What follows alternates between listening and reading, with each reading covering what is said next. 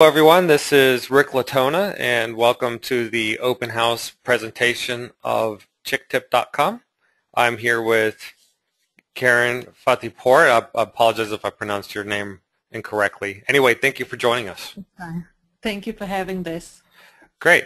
So I prepared this quick presentation and let's just, before we go into it, I want to read a little bit of housekeeping here, give people who can't hear us a chance to read what's on the screen, because if they can't hear us, if they're having problems with their audio on their computer, they can call in. Hopefully they see this and get that hint.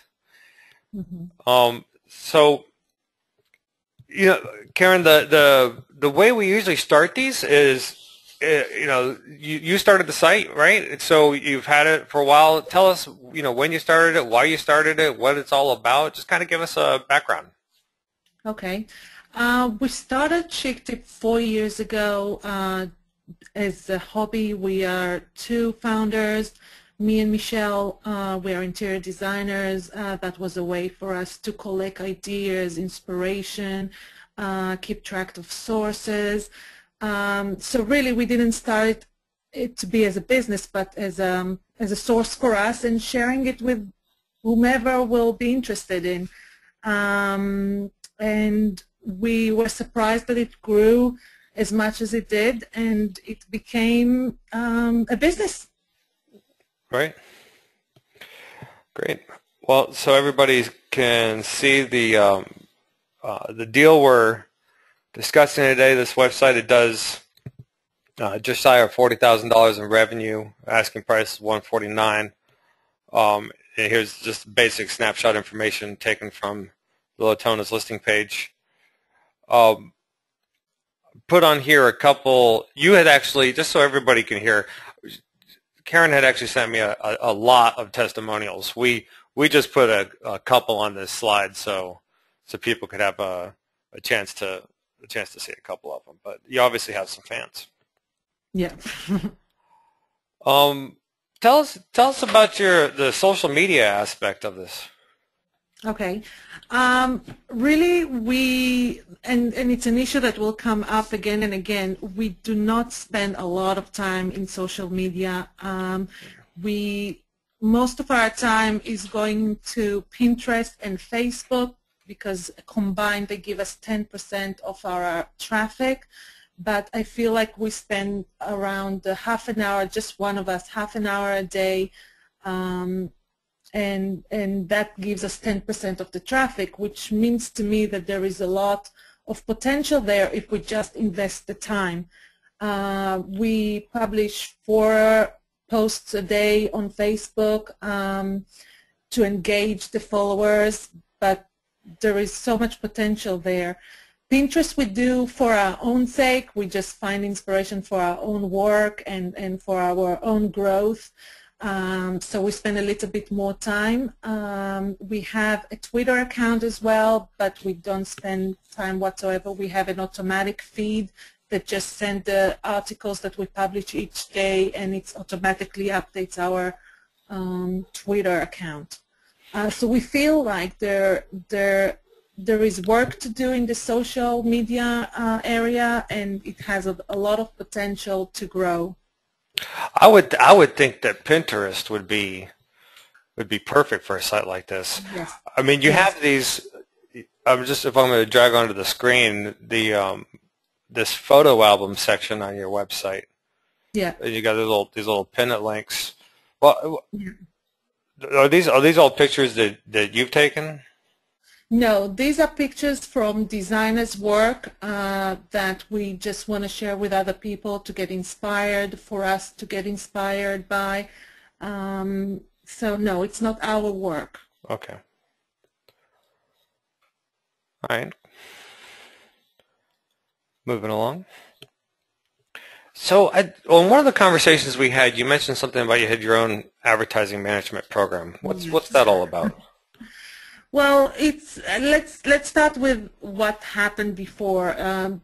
A lot of our advertisement used to be text links, which we started to move away from it for for reasons that I'm going to explain about.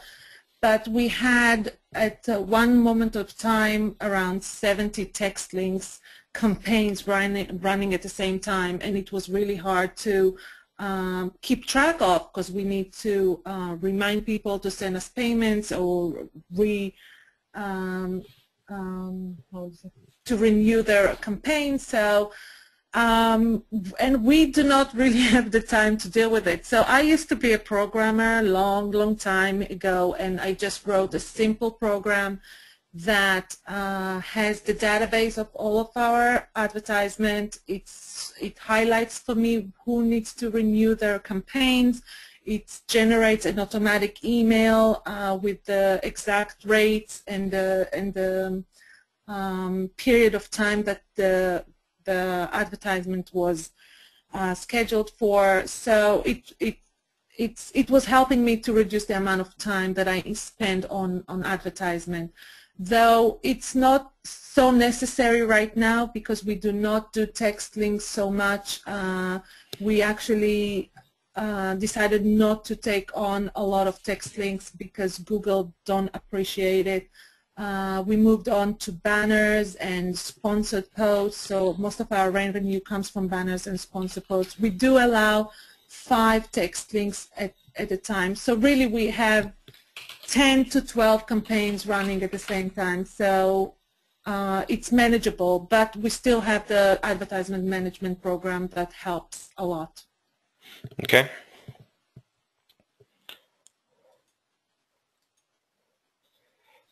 So here's a chart of your revenue. You think this in April, was this some kind of seasonality thing, or did you pick up some big advertiser? You know what? It really depends on renewals. Some people pay us a year in advance or 6 months in advance if we give them some kind of a discount. So every month is different, and this month, for example, is another peak. Just because people decided to go for 6 months or a year campaigns. So this is the reason. Mm-hmm.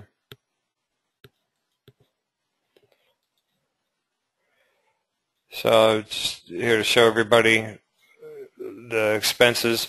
Who's this writer editor that's $500 a month?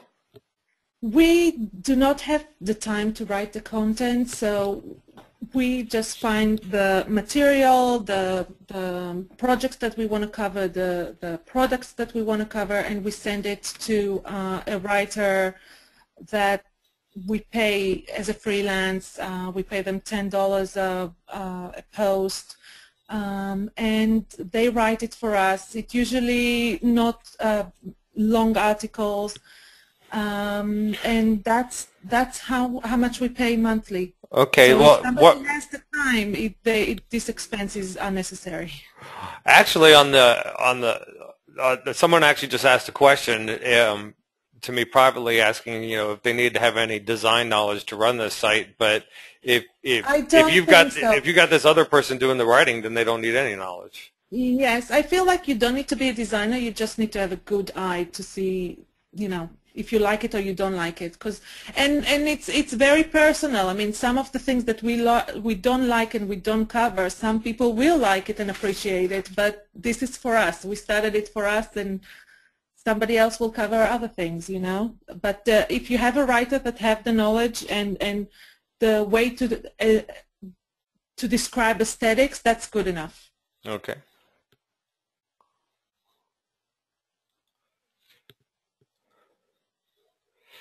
So the next couple slides are just, some of the different screenshots you sent me, and so I'm just going to ask you to explain what we're looking at. What is Price Grabber? Price Grabber is one of the networks we work with. We have 2 banners on the right sidebar. They work with double-click, exactly like Google. So it's a network that gives us advertisement. Okay, so here's your site. Are these Home Depot ads, or those Price Grabber or Google? The top ones are Price Grabbers. The 2 under is Google. Okay. AdSense. All right. And so you've been using them a while. This covers, well, this is the month of August We here. started with them in August. That's actually our first month, and then the next month was even higher, September. Are you finding that they do better than AdSense? I feel like the combination gave us the most because once you put more AdSense, you get less money. That's our experience, that if we mix the networks, we get the most. Interesting.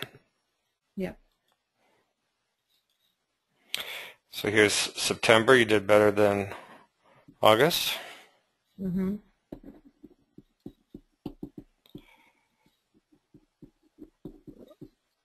So here's a screenshot of the last 30 days of traffic for everybody to look at. Yeah, this is a. Just wanted to add one thing on the advertising side. This is Karen's husband. I look after some of the advertising relationships for her. Just to add a little bit of color around that last slide, Rick. The reason that we can get more from Price Grabber, and we've worked with some other folks like ValueClick in the past as well, is they'll come to us with a specific campaign. So it has a larger targeted CPM than we would typically get with Google AdSense, which tends to be, a lot more broad inventory. So Okay. we've never, and this is one of the areas that, and you'll hear this a lot from Karen, the site generally has been very well run and very strong in the aesthetic. That's why we have good traffic numbers. But it's never really been developed. So we've never sold to any advertisers. Every advertiser that is placed on Chic Tip has been an inbound inquiry to Karen and her partner Michelle that they've handled or they've passed on to me if there's a contract that needed to be reviewed. So Price Grabber approached us. They had some specific people looking to advertise Home Depot, other very relevant home and design-based advertisers, and they have a higher CPM. So we run those campaigns as long as they've got inventory that they want to push to our website. And of course, because it's more targeted, it tends to pay more than Google AdSense does. Okay, great. Thanks for the explanation. I agree that the Home Depot ads are much more targeted than the ones that AdSense was currently showing. Yes. Exactly, and that's why they pay more. Okay, so about 114,000 visitors a month. That's pretty stable on average that you guys see? Yes, that's the unique visitors, yes. Right. We actually see a little bit of improvement in the last month. We feel like the Panda changes of Google's just favorites us in some ways. Our Google Ads actually grew 30% in the last month, so we feel like we are on the way up right now. Okay, great. Yeah, I think in general, when you look at Google in particular, every change they make tends to favor a unique content generator like ChicTip rather than some of the other aggregators that there are in the design space. So each time they make a tweak, we see an uptick in traffic and therefore an uptick in what AdSense pays us. Well, here's your last 12 months of traffic. I mean, I think I speak for most of our buyers in that I think most people would prefer to see a straight line than anything because what they want more than anything is stability. So I think what you see here is and I think that's right, Rick.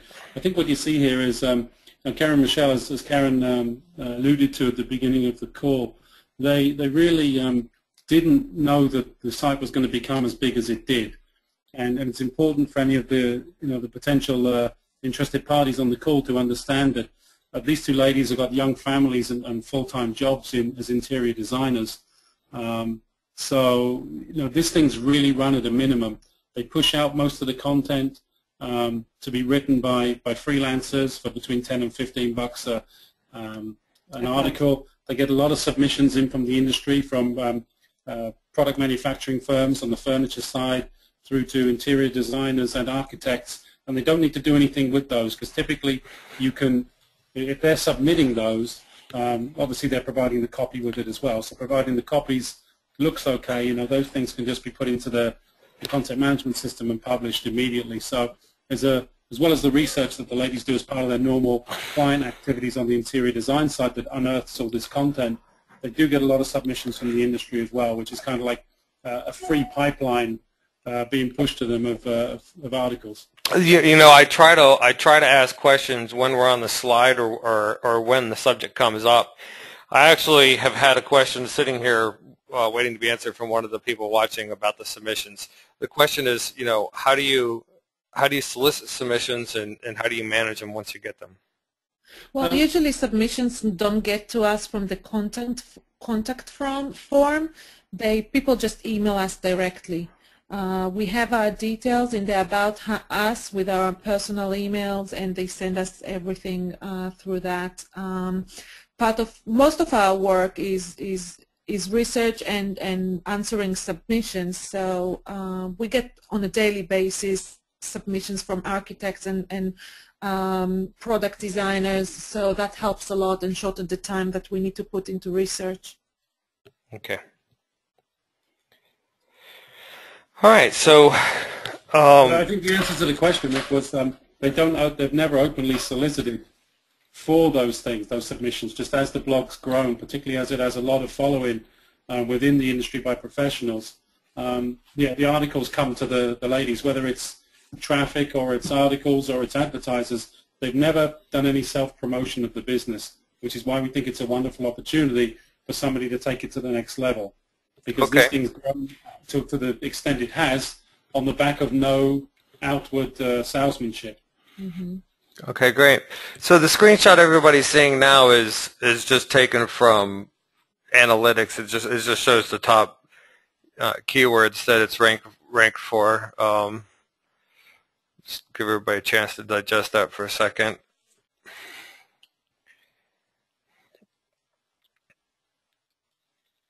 Well, I should say the top keywords that are driving traffic to it. Anyway, so here's a breakdown by country for everybody.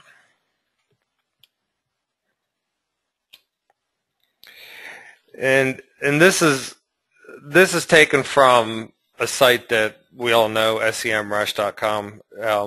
Just kind of threw a little synopsis on here for everybody to see. This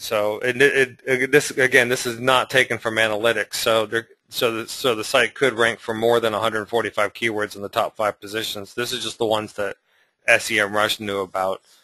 And again, you can see stability as looks like since early 2010 the site's been doing well. Here's a report from Majestic SEO on the backlinks. So I know you mentioned the management of this writer and searching around for submissions. Tell us, what is a day in the life of running the website? Okay, I think we can divide it to 3 categories. The first one is communicating with advertisers, managing the submissions, so really running our email inbox. That we invest, I think, around an hour a day just doing that. As for the second category is content research.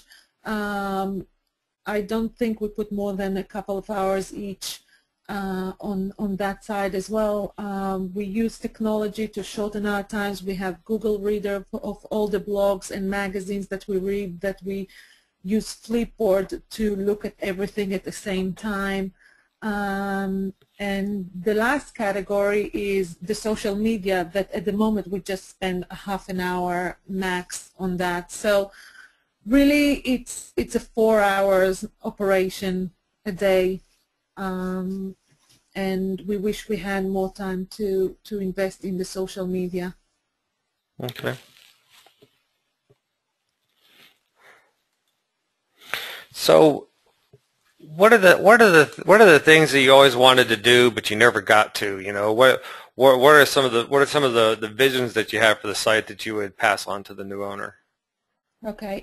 Well, first of all, I think because we don't have the time, we do not cover the news of the design industry.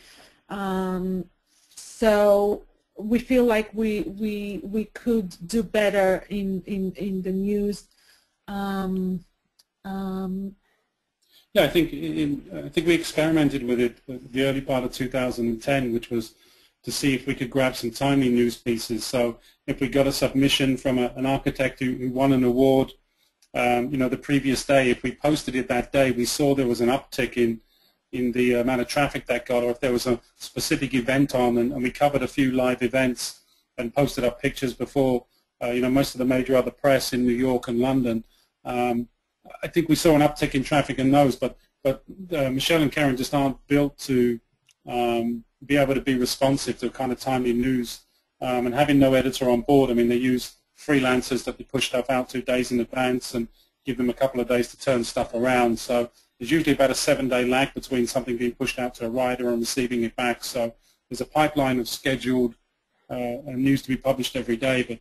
But based on a little bit of tinkering that we did back in early 2010, we saw that the getting on that timely up curve that search can provide for timely releases might be one big area.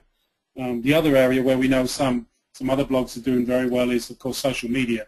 Mm-hmm. These guys haven't spent any time at all. I mean, the representation that they have is kind of bare bones. As I said, they auto-publish into Twitter and Facebook the articles of the day, and Pinterest more reflects their personal voice than it does what they put on the website. So I think there's a couple of distinct areas for improvement there. You guys don't have an email list either, right? No.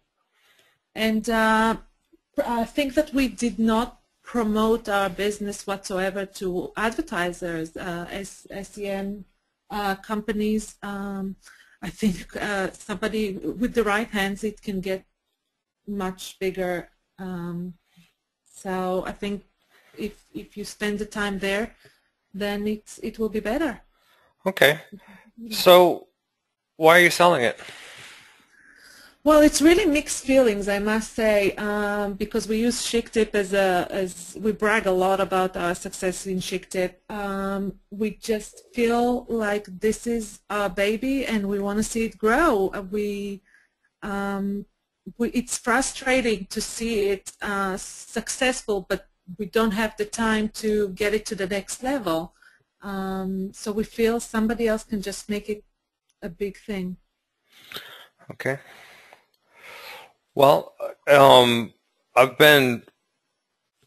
tried to include most of the questions that people were asking me as I was going along, even if it didn't seem like I was asking them. So, I mean, that's it. Thank you. Do you have any last things you want to say, or? No, just thank you for registering. Okay. Thank you so much. Good job, and have a good rest of the day. Bye. Bye-bye.